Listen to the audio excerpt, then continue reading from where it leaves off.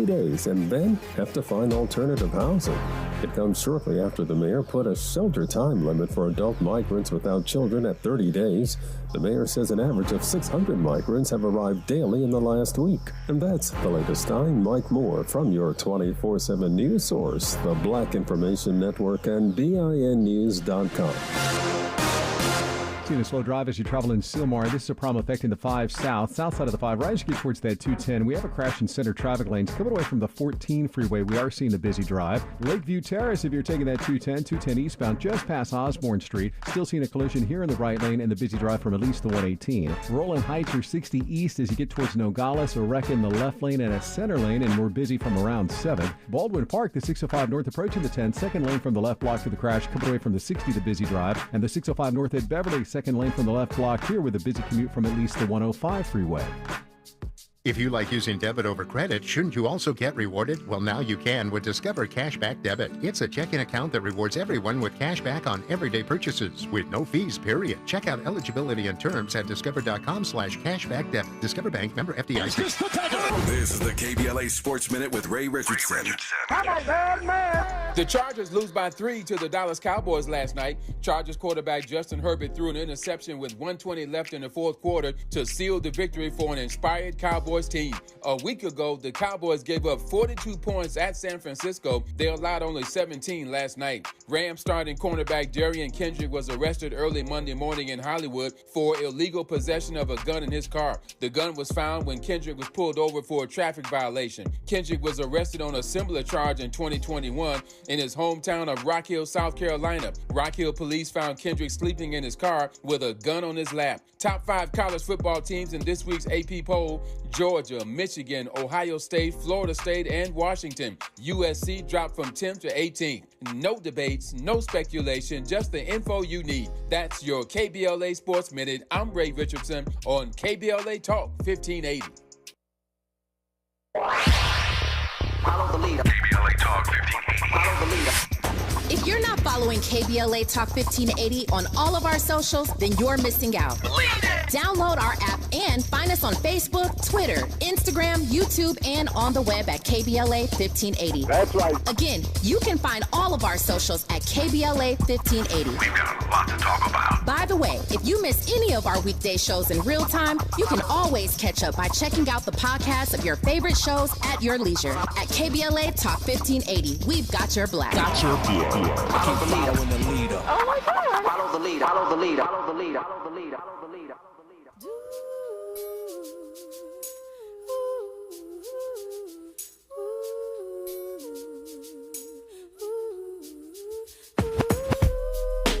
Life, I wonder, will it take me under? I don't know. Imagine smoking weed in the street without cops harassing. Imagine going to court with no trial. Lifestyle cruising blue Bahama waters. No welfare supporters. More conscious of the way we raise our daughters. Days are shorter, nights are colder. Feeling like life is over. These snakes strike like a cobra. The world's hot, my son got knocked. Evidently, it's elementary. They want us all gone eventually. Trooping out of state for a plate. Knowledge, if coke was cooked without the garbage, we'd all have the top dollars. Imagine everybody flashing. Fashion, designer clothes, lacing. I'm Tavis Smiley. Glad to have you tuned into our program today, and especially in this particular hour. And in this hour, why is it that when prosperity smiles on black folk, there's always a level of white resentment?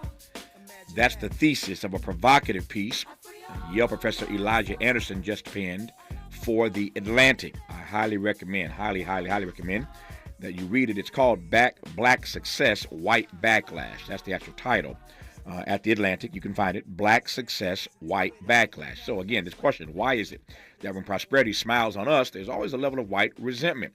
I am pleased now to be joined by Elijah Anderson to unpack this resentment and how it makes life exhausting for many of us and oftentimes leads to the undoing of policies that have nurtured black advancement. And I really want to get to that part of the story as we say that part. But I'm pleased once again to be in dialogue with Elijah Anderson of Yale. Professor Anderson, how are you today, sir? I'm fine, thank you. Fine. It's good to have you on, and thank you for this time to sort of unpack this piece. Let me start. Nice to be with you. No, thank you for your time, sir. It's an honor to have you on. So let me start by saying we have an hour, and so we've got some time to unpack this. So you don't need to speaking sound bites.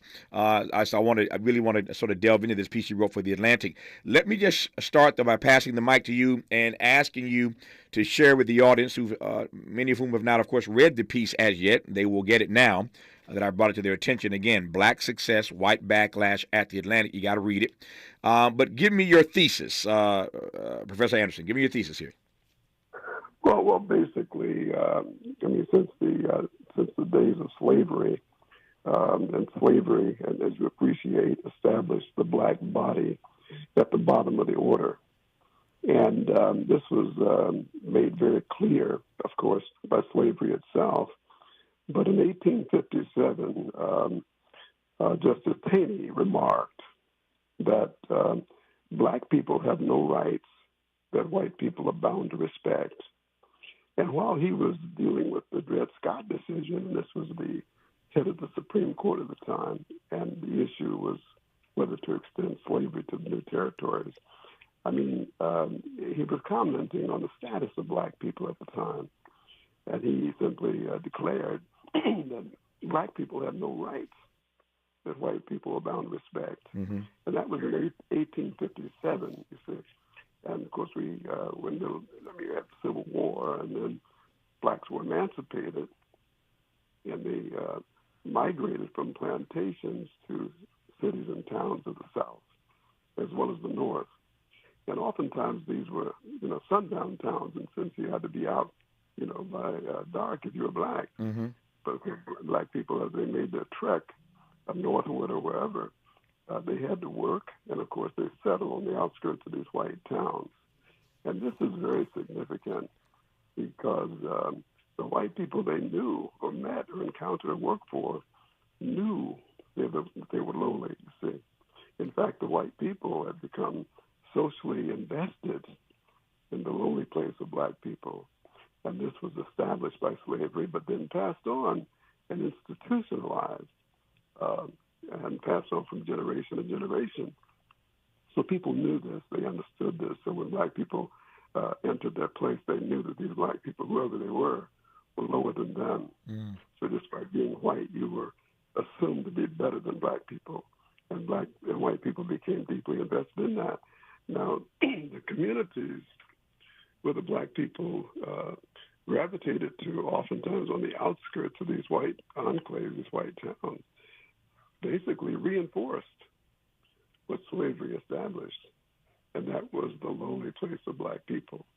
And over time, over history, the history shows that every time there's a black advance, there's a backlash typically to put black people back in their place, because the place is more comfortable to people who buy into that ideology, that dominant ideology, if you will, established by slavery, which established black people at the bottom of the order. Yeah. And that's in short what has been happening over the years, you see.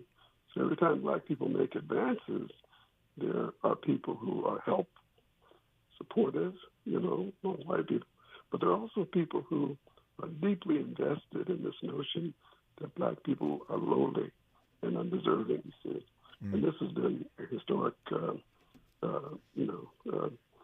a situation that has repeated itself from time to time. Nope, I get it.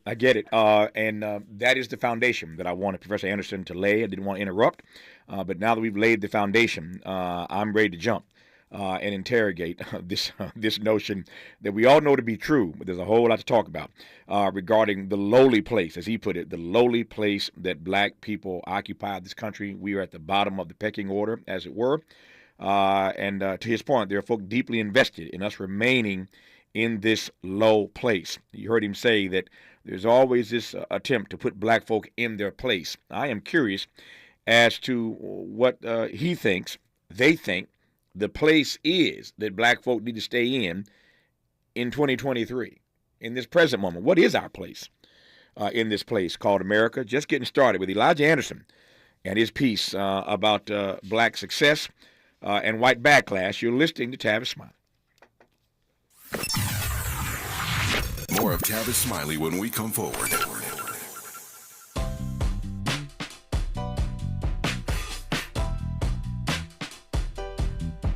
Escalade IQ. This the intro to the all-electric Cadillac perfected like Zoom. And on a full charge, you get 450 miles without the stop haiku. This is what I do. Daddy fat intellect since 92. Linked all the way back, panoramic roof. Come with 24-inch rim standard. Ooh, why? Shawty don't kill him. Cadillac diamond in the back, cold chillin'. And when I'm on attack, on the track is no ceiling. Sky's the limit. You hear me? You hear me? Straight drop, no parachutes. Lay lines like a longitude and latitude. Dearly, beloved, clearly, we're hustling. Bustin', truckin'. Cadillac, Cadillac, Cadillac. For more on the Escalade IQ, visit Cadillac.com. Available late 2024. GM estimate 450-mile range. On a full charge based on development testing and/or analytical projection. Consistent with SCHA 1634 revision 2017 MCT. Range subject to change prior to production. Annual rates may vary based on service factors, including ambience temperature, terrain, battery age, and condition loading, and how you use and maintain your vehicle.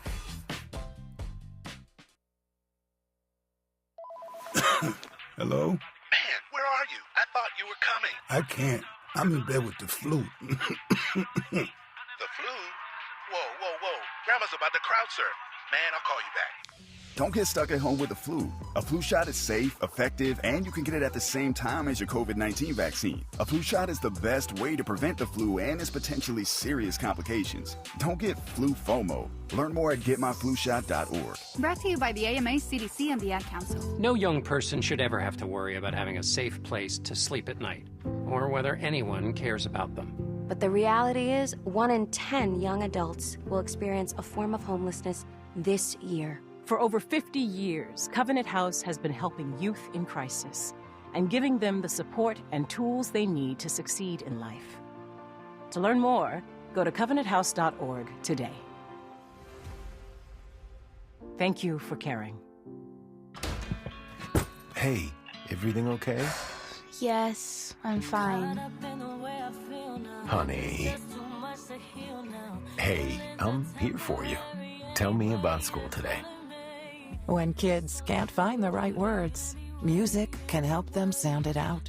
Talk to the kids in your life about their emotional well-being. Find tools and resources at sounditouttogether.org. Brought to you by the Ad Council and Pivotal Ventures. As veterans, we're no strangers to helping others. That's what we were taught, service before self. But we do have one question for the veterans listening. When was the last time you reached out for help? If you or someone you know needs resources, whether it's for stress, finances, employment, or mental health, don't wait. Reach out. Find more information at va.gov/reach. That's va.gov/reach. Brought to you by the United States Department of Veterans Affairs and the Ad Council. Let's get back to more of Tavis Smiley right now. More of Tavis Smiley and Elijah Anderson of Yale, who's written a provocative and profound piece called Black Success, White Backlash, about how black prosperity has provoked white resentment, making life exhausting for us decades and decades and decades on in this place called America. It's a piece in The Atlantic that I recommend that you read, and I'm delighted to unpack a little bit of it for you, top-line it for you, as it were, over the course of this hour. That we are honored to have Elijah Anderson in conversation. Professor Anderson, let me start with this. Again, lot to interrogate in this hour. You made the point that there are folk in this country who are deeply invested, then and now, in keeping us and seeing us in this lowly place, as you put it, as black people. Let me ask this question, and you can answer it in the context of then, and you can answer it, if you wish, in the context of now. My question is whether or not us being in that lowly place, us staying in our place, has more to do with their view that we are inferior, or more of their view that they are intimidated by the possibilities if we are allowed to be everything that God created us to be. So is it inferiority, or is it intimidation, or something I'm missing altogether? Well, it's complicated for sure. But I think we start with slavery and then emancipation, you see. Because after emancipation, as I indicated, black people began to move forward, of course, to the cities and towns of the South and of the North, making their way. Of course, there were sundown towns in which black people had to be out by sundown or be harassed, sometimes arrested, sometimes put on chain gangs, and sometimes their contracts were sold to corporations. A practice that he persisted until the 1970s, you see. And if you complained and acted up, you could have your time extended. So this was slavery by another name, if you will. But basically, what we have here is the physical black community on the outskirts of many white towns, you see, in cities, and then basically the white folks knew, the black folks knew that black people lived in the black side of town or the black town. In this space adjacent to white communities, it was clear that white people basically felt that they were different, but also better than the black people, you see.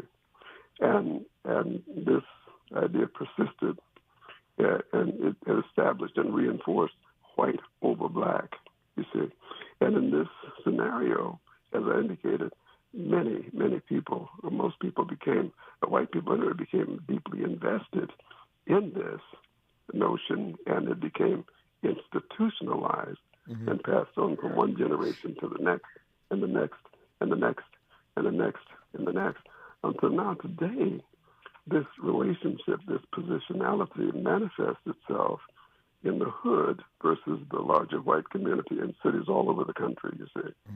Now, the black community is no longer just a physical space. I argue in my newest book, Black and White Space, it has become an icon, an image, a symbol that hovers over black people as they make their way in civil society, and especially in white spaces, you see.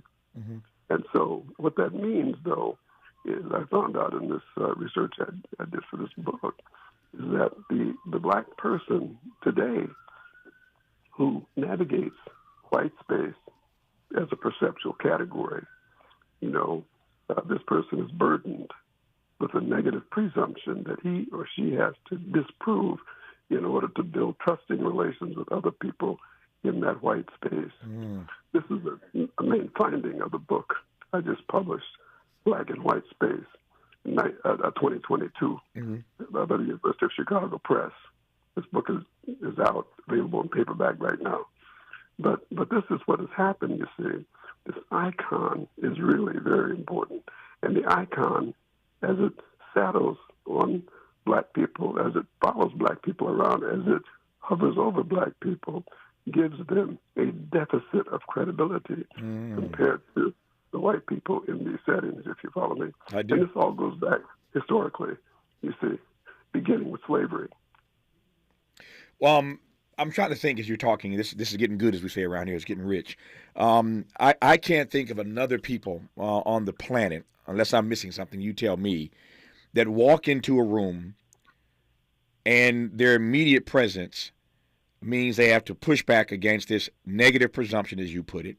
When they walk into the room with a deficit of credibility. Are there any other folk like us on the globe that have to walk into a room and encounter all that the minute you step in? No. Yeah. I laugh because this was established during slavery. As I said before, slavery as an institution, as an ideology, established black people at the very bottom of the order. And everybody knew that, you see. And as Justice Taney said in 1857, black people have no rights that white people are bound to respect. He says that in the Dred Scott decision. Sure. And it's important that it was a feeling, a thought, a notion that people at that time were invested in. But over the years, succeeding generations became deeply invested in this positionality, and it was passed on from generation to generation. Tell me more about how you think what you just laid out now. That's in your latest text. This black icon, that sort of hovers over us and covers us, and we can't seem to escape it.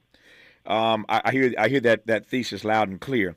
I wonder how you think black folk regard the notion of community these days. That's worth unpacking to me. King famously called it, of course, the beloved community.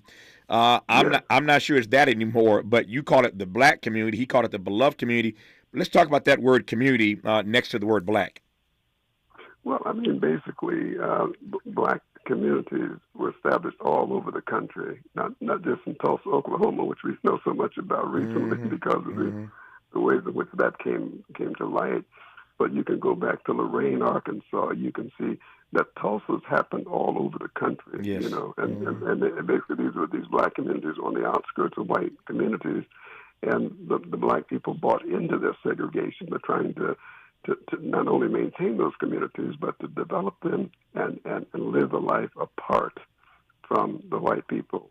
And when they seem to be doing so well, I mean, a lot of white people got upset with that. Now, many, coexisted, but there were always the ruffians, the struggling white folks who just couldn't tolerate the fact that these black people were doing so well. And they would harass them. The younger people would harass them.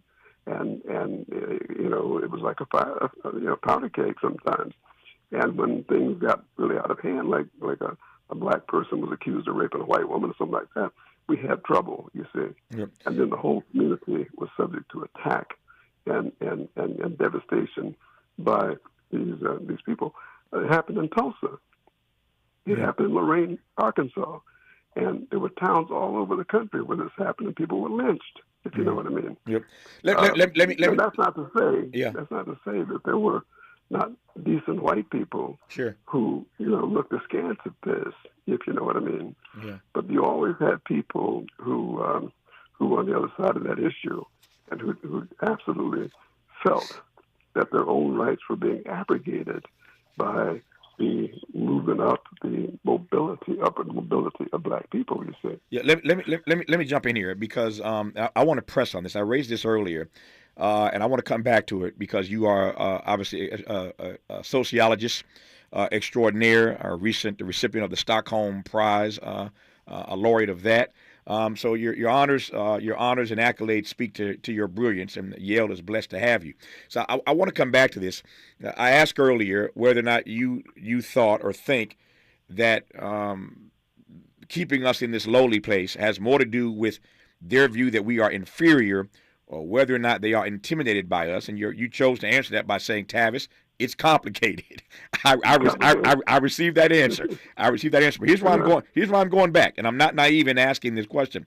I'm going back because you said to me earlier that there are no people on the face of the planet, no folk on this globe who walk into a room with a negative presumption, no folk on the planet who walk into a room with a deficit of credibility, and unless I'm missing something, no folk in this country who white folk get so upset about their prosperity the way they do with us. They don't feel that way about any other culture. They are not that they're not, to use your phrase, they are not that deeply invested emotionally when other folks succeed, but they are that deeply invested when we succeed. Again, I am not naive in asking that. You're the expert. You're the sociologist. My question is, why us? Why us? Okay, and this is a relative thing because you see, we live in a pluralistic society.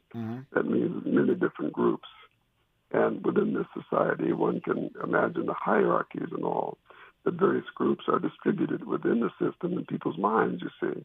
And in people's minds, black people, I think, typically hold the lowest rung of that in their minds, which means that other people, when I say that when black people navigate white space, quote unquote, I mean, they're burdened with this deficit of credibility that they have to deal with. They have to have this negative presumption. They have to negotiate their way and make their way, and people do it. You see, I mean, they have to basically work to disabuse people of the notion that these stereotypes apply to them personally. Yeah. And so they negotiate their way. So the people in that white space could be of all different colors, They can even be black as part of the white space. And these new people coming in who are assumed to be part of the iconic ghetto, as I call it, have to negotiate with all these people, if you know what I mean. Yeah. I'll go back to the statement I made again, that, and this is a chief finding of the book I wrote, Black and White Space. When a black person navigates or enters white space, they're burdened with a negative presumption that they must disprove in order to build trusting relations with others in that space, you see. And the others typically are white, but they can be of other groups who are making their way in that white space as well, including black people themselves sometimes, if you know what I mean. I'm gonna come to that, including black folk themselves. You said a couple of times, I heard it loud and clear. I'm gonna give you a chance to unpack that as we move forward. Sure. These black folk themselves. Let me ask you this question again. You are a noted sociologist. When black folk have perennially walked into a room with a negative presumption, when we have perennially walked into a room with a deficit of credibility and have to disprove, et cetera, et cetera, et cetera, how is it that black people navigate these spaces having to internalize that? Put another way, what does the internalization of that reality do to black folk long term? Yeah, well, it makes people nervous, insecure, that kind of thing. When people navigate that space, they negotiate with the people there, you see. And one of the ways they do it is by a kind of performance or a dance, so to speak, to disabuse people of the notion that their stereotypes apply to them personally. And they can do it, and oftentimes do it, if you know what I mean. They negotiate their way. And the problem is that the issue is never solved, as I point out in my new book.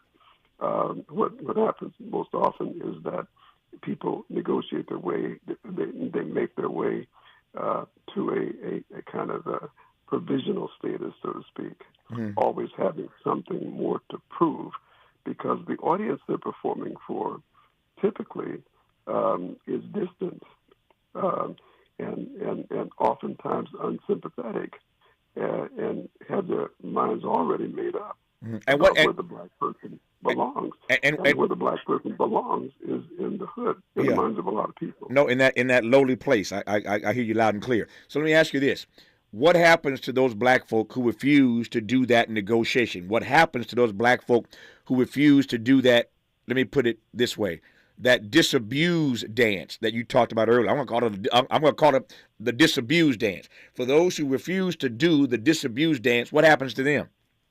Well, they run into, and excuse me for saying this because it's a horrible word, but black people I studied call it this. They run into the nigger moment, a moment of acute disrespect based on their blackness. Now, this nigger moment can be small, it can be big. The small ones people deal with. This is the black tax that people pay. Yeah. The big ones can get you killed. The big ones can make you lose your job. The big ones can be a big drama for you, you see. And because you're making your way, you become utterly disturbed by this and in need of counseling sometimes. Yeah. And this is what black people do. This is what I found out in my book, Black and White Space. Yep. No, you call it. Nope, you call it the nigger moment. I hear you loud and clear. Our friend Cornell. Well, this is not my word. This is my word. No, I get it. No, I get it. You ain't got to explain yourself. I've been black my whole life, and so is this audience. They understand it. They know what a nigger moment is, or as Cornell West calls it, niggerization. Whatever word you choose to use, that's what happens. You will have that moment if you don't do that disabused dance. We'll pause there for the moment. This is getting good.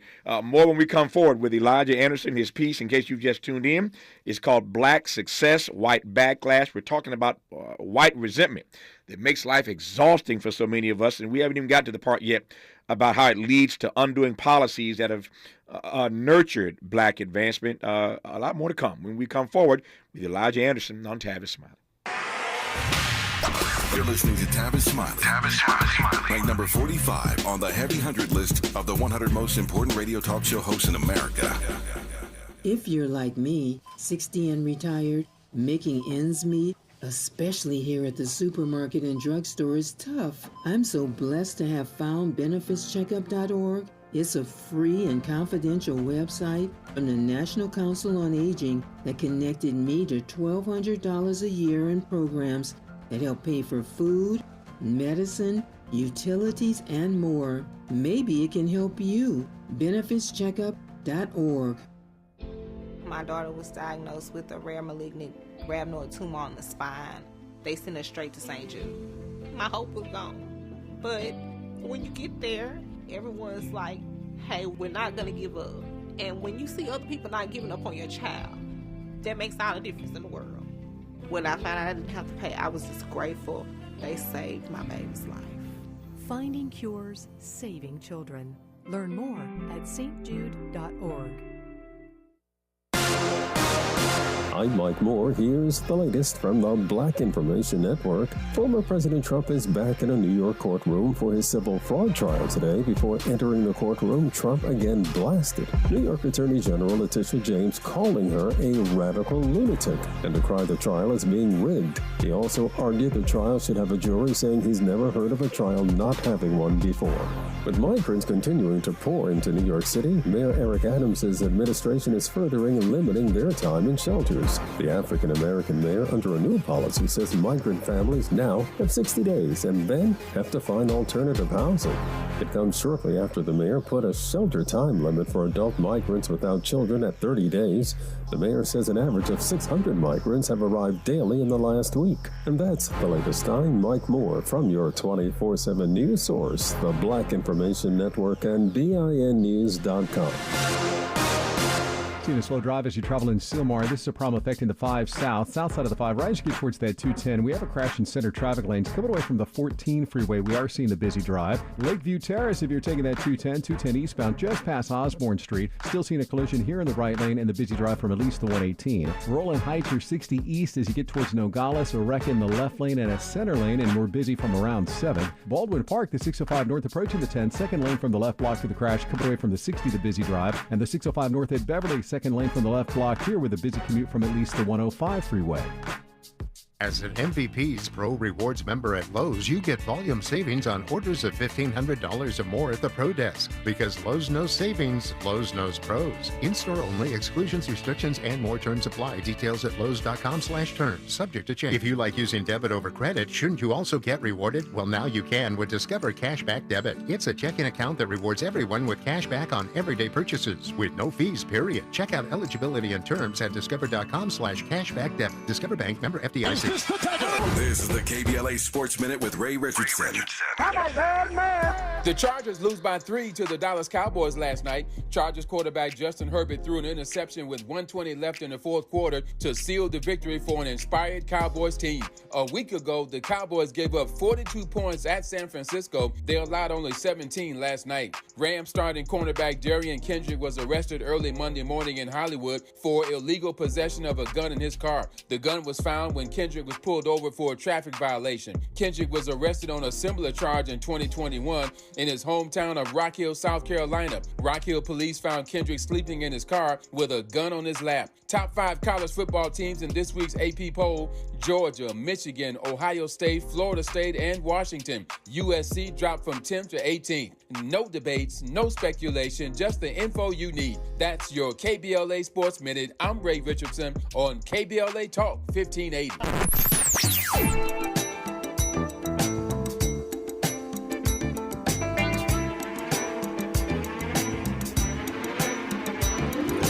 This is KBLA Talk 1580. Talk radio. That's music to your ears.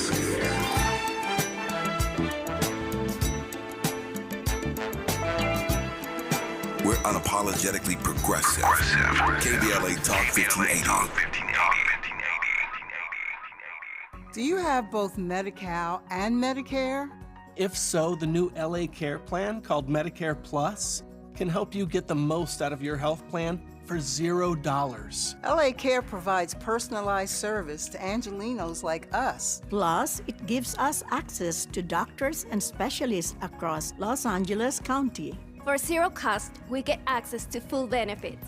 From vision coverage, in-home support services, to prescription drug coverage, and a quarterly over-the-counter allowance. Plus personal equipment, meal programs, a gym membership, and so much more. For more than 25 years, LA Care has provided Angelinos with access to quality health care at an affordable cost. For our families, our seniors, our community, it's a plus. It's a plus. For all of us.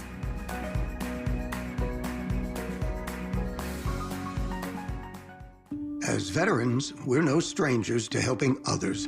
That's what we were taught, service before self. But we do have one question for the veterans listening. When is the last time you reached out for help? If you or someone you know needs resources, whether it's for stress, finances, employment, or mental health, don't wait. Reach out. Find more information at va.gov/reach. That's va.gov/reach. Brought to you by the United States Department of Veterans Affairs and the Ad Council. Only 1 in 5 people with autism are employed, despite many having the skill set and desire to work. Maybe it's because employers don't know what kind of jobs they can do. Like, what about a programmer? That's a job for someone with autism. How about a healthcare worker? Yep, that is too. People with autism can do a lot of different jobs, but often get overlooked due to outdated stigmas. Introducing WIN by Autism Speaks. We help businesses lead the way in inclusive hiring. What about a ranch hand? To learn more, go to autismspeaks.org/win. He's rooting for everybody black. Everybody black. More of Tavis Smiley coming your way right now. If you have missed any part of this conversation, I can assure you, you're going to want to check out the podcast. As I say every day on this program, you can always go to the TavisSmileyShow.com, the TavisSmileyShow.com, to listen to the podcast of any conversation, any part of any conversation that you might have missed. And if you haven't missed anything, I'm sure you'll want to hear this one again. But if you missed any part, check out the TavisSmileyShow.com and listen to the podcast of this conversation at your leisure. We are talking with Yale sociologist Elijah Anderson. His piece for The Atlantic is called Black Success, White Backlash. His new book is called Black in White Space. We're interrogating a piece he recently wrote for The Atlantic, again called Black Success, White Backlash, about black prosperity and why black advancement always seems to provoke white resentment that makes life a little difficult, challenging, and exhausting for those of us who are on the wrong end of this stick, this receiving end, to have to navigate life in America. And moreover, how this white resentment can at times, and has in fact, led to the undoing of policies that have nurtured black advancement. We'll get to that as we advance in this conversation. But I want to come just very quickly back to what we were talking about earlier in this conversation, and that is whether we are maltreated in this way, whether we are seen and kept in this lowly place as black folk, either because of their belief that we are inferior or because they are intimidated. Either way, your point is well taken, that this belief, this notion, has been institutionalized. Talk to me then about the institutionalization of this notion that we belong in a lowly place. Well, we live in a pluralistic society, and that simply means that we live with many different groups.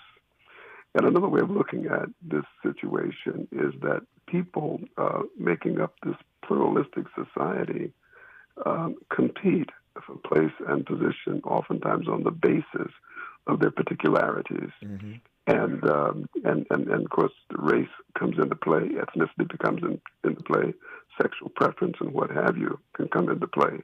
So people compete for place and position. But given the fact that white people are dominant in the society, the white people typically have the advantage in terms of being able to make things work for them. And so with respect to black folk, the white folk quickly develop, no matter what ethnicity they are, they tend to develop this sense of group position vis-a-vis the black people. And so that sense of group position basically orders the system and underscores the fact of black place at a lowly place compared to other groups, you see. And so these people who are making their way in that hierarchy oftentimes develop an interest in keeping black people in their place, so to speak. So there's a dynamic, is what I'm suggesting. You know, it's not an either-or proposition. Mm-hmm. There's a dynamic going on, you see. Yep. And so black people can rise and be middle class, can be up middle class, but oftentimes that position is precarious because of what I'm talking about here. And I laid this out in my book, Black in White Space. Mm-hmm. But that book, I've written a series of books, all building to this point. Sure. My first book, Place on the Corner, I spent 3 years on one street corner in Chicago. A Place on the Corner was my dissertation, which became my first book. Mm-hmm. The second book was Streetwise, about a gentrifying community in Philadelphia. The third book was Code of the Street. The fourth book was The Cosmopolitan Canopy. And the sequel to that book is Black and White Space, you see. Mm-hmm. So all these books represent, over the years, over the past half century, really my body of ethnographic work. And this is the latest one, Black and White Space. Let me ask you a quick question about that, and I want to move forward to some other issues I want to cover here. You've dedicated over half century of your life to telling this story in Chicago, in Philadelphia, and beyond.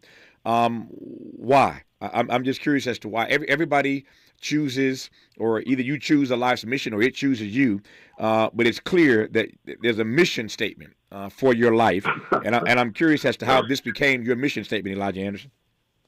Okay, I was born in the Mississippi Delta on what used to be a slave plantation, and at the age of 2, my folks went to the cotton field each day, made their move to the north. My daddy was a factory worker in South Bend, Indiana. He worked at Studebaker, and my mother worked as a domestic. And I grew up on the streets in the community there and came of age during the Civil Rights Movement, which culminated in riots and rebellions all over the country.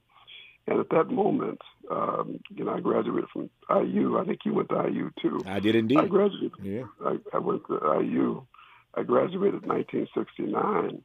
And in that moment, there was a great effort to bring black people into the system because the riots were so horrible, but also there was also this, increasing militancy and anger on the part of young black people, and they needed to cool this out. So a number of people were killed. I mean, people like Fred Hampton, Mark Clark, and many others were killed. But they opened the doors for those of us who were perhaps more moderate, and we made our way into the system. And the funny thing is that as we made our way, there were oftentimes no help. They were basically trying hard to bring people in because there was a larger project going on, and that had to do with the Cold War and the fact that so many developing countries were looking at which way to go, whether to follow the Soviets or whether to follow the West. And the West, namely this country, didn't look very good racially. And so they had a great interest in bringing black people forward. And for all the problems that existed in terms of like alienation and anger and rioting and militancy, their piece of it was affirmative action. We'll give you affirmative action. Oh, yeah. So that's what they gave us. And so this set the stage for racial incorporation, which is really another way of saying that black people moved from the ghetto to the white space, so to speak. And this is where we are. And as we move into the white spaces, of course, this is the subject of my new book. Yep. What happens to people, though they run into this deficit of credibility in part because they're associated with the iconic ghetto itself, you see, until they can prove otherwise. Yep. And this is, and of course, as they deal with this, they run into the backlash. Yeah, I love that phrase. It's hard to wrap your brain around, but it's spot on. Until they can prove otherwise, you are wrestling with a negative presumption. You are wrestling with a deficit of credibility until you can prove otherwise. You heard Professor Anderson say earlier in this conversation that oftentimes in these white spaces, the folks aren't always white. They're black. We don't use this word randomly around here, but we've used it a couple times in conversation because it's part of his research, and he used it to make a point. But I think about Chris Rock and that comedy special some time back where he made a distinction between black folk and niggas. There are niggas and there are black folk. You all recall the Chris Rock comedy bit. I want to come to that because you heard, again, Professor Anderson say moments ago that sometimes in these spaces there are black folk, too, who look down on other black folk and believe that certain black folk belong in this low place. And then I want to talk as well when we come forward about the flip side of this negative presumption that is, and this deficit of credibility, is that there's some black folk in these spaces who are craving, looking for, titillated by the normative white gaze. We should talk about that as well. I love this conversation. His name is Elijah Anderson. You're listening to him right now on Tavis Smiley. Seeking the truth. Speaking the truth. This is the Tavis Smiley Show. What is dedication? My biggest fear in the middle of my addiction was that my kids wouldn't have a father. And I started thinking, you know what? This isn't my story. I definitely had to become a better man to be a better father. It's important to me that my kids are empowered and truly believe that if they can think it, they can do it. That's dedication. Visit fatherhood.gov to hear more. Brought to you by the U.S. Department of Health and Human Services and the Ad Council. Joey from Vermont, a farmer trying to get through the winter. Adriana from South Carolina, a single mother living paycheck to paycheck. Liam from Ohio, an injured father struggling to provide for his family. Hi, I'm Shanola Hampton, and I support the Feeding America network of food banks because they help provide over 6 billion meals to people in need each year. Learn more at feedingamerica.org.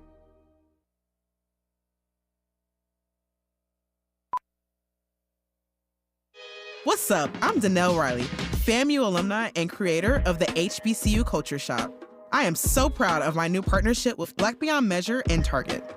They help me elevate community pride with my HBCU designs and continue to support Black creators and entrepreneurs with Target HBCU challenges, scholarship programs, and campus collaborations. Let's come together this homecoming season and beyond. Shop my brand and discover other Black-owned products at target.com/blackbeyondmeasure.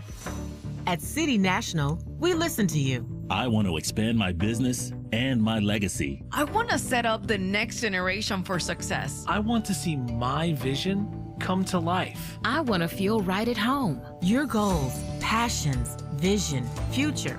We want to hear it and work alongside you to achieve it. Visit cnb.com to learn more.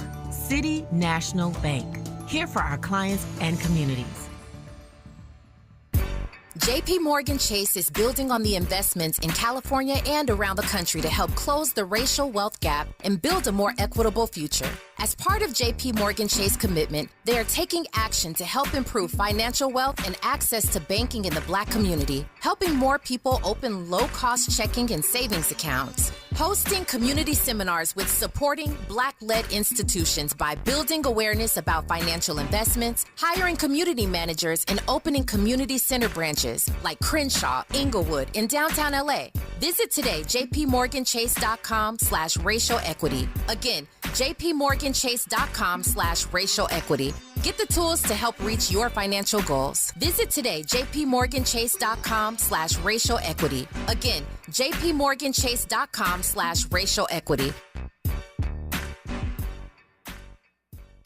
More honesty than you can handle. More empowerment than you can imagine. You're tuned in to Tavis Smiley. Indeed, you are. Some breaking news here. We've been covering this story, of course, since our first hour today. These things are dynamic and changing by the moment, but CNN reporting that it looks worse for Jim Jordan than anticipated. He appears to not have the votes to be elected Speaker of the House. Hakeem Jeffries has 212 votes. Jim Jordan, 220 others went their own way. 435 members of the House. Jordan does not appear at this moment to have the votes for speakership. So there's vote one. You recall it took 15 rounds to get Kevin McCarthy as Speaker. Who knows how long it will take for Jim Jordan to win, should he ever win. But at the moment, he does not appear to have the votes for speakership. So McCarthy couldn't pull it off a second time, at least, when they caught him on the carpet. Steve Scalise tried, and he didn't have it. Jim Jordan has tried, and he doesn't have it. And so the drama in the U.S. House continues even as we speak right now. We'll continue to follow this in the coming hours and see where this takes us. But this is, as my grandmother, Big Mom, used to say, a hot mess. It's a hot mess. Speaking of Mississippi, I love the parallels between the life of Elijah Anderson and yours truly. I am no scholar, nowhere near the scholar, the brilliant brother that he is. But we were both born in Mississippi. both educated at Indiana University, and I'm just a lowly talk show host, but he is a brilliant scholar at Yale, leading sociologist, and I'm honored to have him on this program. Again, his piece is called Black Success, White Backlash. Highly recommend you read it in The Atlantic. His new book is called Black in White Space. He's written so many great books over the years, building up to this moment, really putting his ethnographic footprint on America, if you will, A Place on the Corner, Streetwise, Code of the Street, et cetera, now the latest, Black in White Space. Let me ask you right quick, watching my time here. You indicted earlier, I use the word indictment, you indicted earlier these black folk who sometimes appear in these white spaces, and they too oftentimes think that black folk occupy a low space. Talk to me about them Negroes right quick, if you will. Well, I mean, basically, what we witnessed over the past 50 years basically is a profound racial incorporation process, and led by affirmative action. And this was really a radical thing that Johnson proposed and carried out. This is major because it brought black people essentially into white spaces, and it placed a premium on black people for the second time in history, the first time being slavery. Mm-hmm. And this is very important. When I was coming out of college, I mean you couldn't be in a hotel elevator with a suit and tie without somebody saying you need a job. You know, I mean, it was like that in that day and time. And this was important because the situation was so stark in that black people lived in the hood and white people were in the other spaces, and they wanted to rectify this, for issues that had to do with civil rights, the movement, all that, but also the international situation in which developing countries were looking at who to follow, you see, unaligned countries, right. Colonial situations where, America didn't look very good. And the Soviet Union was saying, we're the better system, you see. So it was incumbent on Democrats and Republicans and the president to make America seem or appear like America, that shining city on the hill, so to speak. Yeah, when the whole world is watching, you have to appear, as you said, to be that shining city on the hill, although what's happening in the streets tells a very different story. Our remaining moments with Professor Elijah Anderson when we come forward on Tavis Smiley. Hope, agency, dignity. This is Tavis Smiley. Can you dig it? Come on!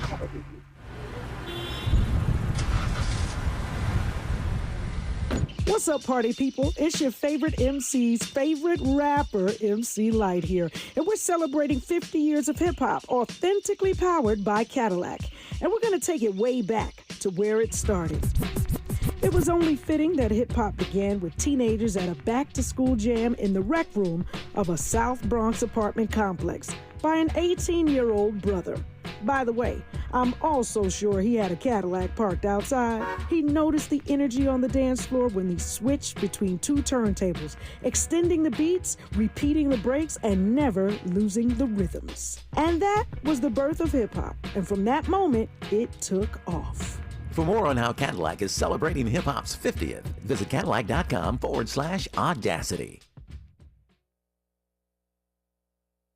Hey, Dad, how do airplanes fly? What's in this box? Is this tree good for climbing? How are babies made? What does this thing do? Kids are curious about everything, including guns. Talking to them about gun safety in your home is a good first step, but you can do more. Always keep your guns locked, unloaded, and stored separately from ammunition. Safe gun storage saves lives. Learn how to make your home safer at endfamilyfire.org. That's endfamilyfire.org. Brought to you by End Family Fire, Brady, and the Ad Council. KBLA Talk 1580. We've got a lot to talk about.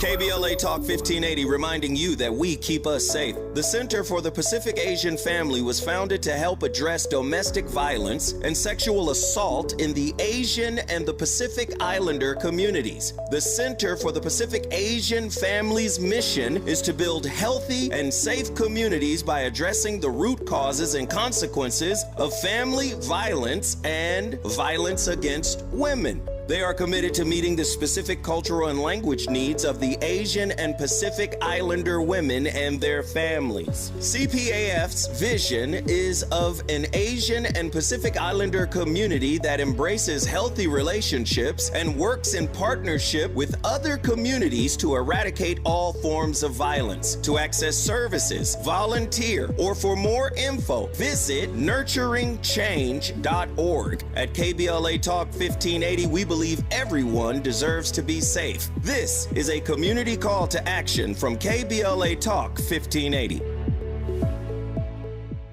We're celebrating 1 year of the K. From checking out the vibrant art and diverse dining in Leimert Park to cheering on your favorite team in Inglewood, you can choose your own adventure when you ride the Metro K-Line. Leave the car at home and go Metro. Visit metro.net/K-Line. Helping to make you the most knowledgeable person in your circle of friends. This is Tavis Smiley. I don't normally ask two questions at the same time. That's not how you want to conduct a conversation, but let me do this right quick. Ask two questions, get out of your way, and give you the last 3 minutes that I've got. And it's a tight three, Professor Anderson. What about these black folk who are in these rooms who really are just craving the normative white gaze? And finally, say a word about how this resentment of black people oftentimes undoes policies, leads to the undoing of policies that have nurtured black advancement. You got 3 minutes to answer both of those. Take it away. Well, I mean, basically, the people in the white spaces oftentimes, not always, have a certain precarious existence, if you will. And this encourages them towards a certain ritualism, that is, the propriety, that kind of thing. And with respect to propriety, under the white gaze, they try to be right or correct, as it were. And people coming from the iconic ghetto in their minds may upset the apple cart, and so they watch such people closely, typically, because they're trying to make their own way. And it's not just these black people, but anybody who's marginal in that situation is holding on to their status, becomes concerned with propriety, that kind of thing. And the iconic Negroes, so to speak, quote unquote, oftentimes upset or threaten that security, if you will. So that's what I found in my book that comes out in the ethnographic study, Black and White series. The other piece is that we have made a lot of progress over the years. We now have the biggest black middle class in American history, you see. And many white people supported that. You have to understand that that's very important, you know. But many others felt that their own rights were being abrogated as black people made their moves into these spaces, if you will. Sure. And that has to be entangled, you see. Black people, when they navigate white space, I say in my book, look for or understand there are three types of white people. There are white people who basically are okay with black people, even support them. And they're black people. I mean, there are white people who just don't like black people. But there's also this wide swath of white people who have no observable racial animus. And the challenge for the black person in these spaces is to figure out which is which, and then to get out and then to get out of the way. This is what I found in my study, and this is major. But given this incorporation process, the people who are oftentimes upset and disturbed, that group has grown since these policies were initiated, you see, and now they have Donald Trump and people like that supporting their enterprise. I see where you're headed. They got Donald Trump, and that's how we get to them. The backlash. The backlash. I get it, and undoing the policies that have nurtured black advancement. Well, good luck, black people, as you go in these spaces trying to figure out which white person is which. There are three different types of white people we now know, and good luck to you trying to figure out which one is which. The piece is called Black Success, White Backlash.